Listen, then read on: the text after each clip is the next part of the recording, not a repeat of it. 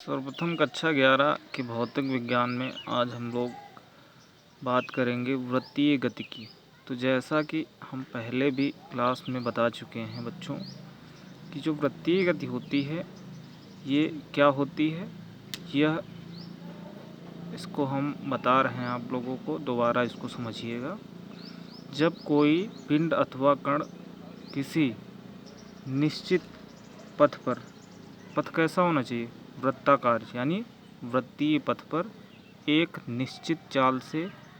अपनी गति को दोहराता है या अचर चाल से चलता है, तो इस प्रकार की जो गति होती है वो होती है आपकी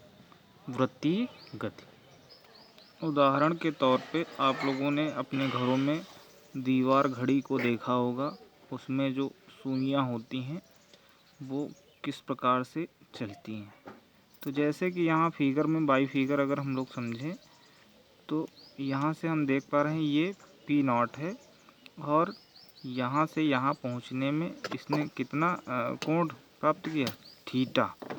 और यहाँ से यहाँ के बीच की दूरी जो हो गई वो S हो गई। और इसमें वेग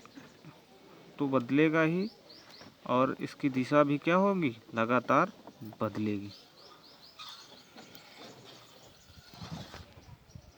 अब दूसरे क्रम में हम लोग समझेंगे कोणीय विस्थापन। कोणीय विस्थापन क्या होता है, जब कोई कण किसी वृत्तीय परिधि पर, जब कोई कण किसी वृत्तीय परिधि पर चलता है तब किसी क्षण इसका जो त्रिज्य सदिश होता है, त्रिज्य सदिश हमारा क्या है, ये है, मान लीजिए कि O से P, तो इसकी प्रारंभिक स्थिति से जितना कोण घूमता है, यानी कि यहाँ से अगर थीटा कोण घूमा है तो ये देखो T1 है, जितना कोण घूमता है तो उस कोण को ही हम लोग क्या कहते हैं, उस क्षण का कोणीय विस्थापन कहते हैं। तो अगर हम लोग बात करें कि कोण बराबर क्या होता है, चाप बटे त्रिज्या, चाप बटे त्रिज्या, तो उसी से ये निकल आया डी थीटा, यानी डेल्टा थीटा बराबर डेल्टा एस बटे डेल्टा आर। आर क्या है, त्रिज्यखंड है, यानी दूरी, जिसको हम क्या कहते हैं, किसी वृत्त के लिए इसको त्रिज्या भी कहते हैं।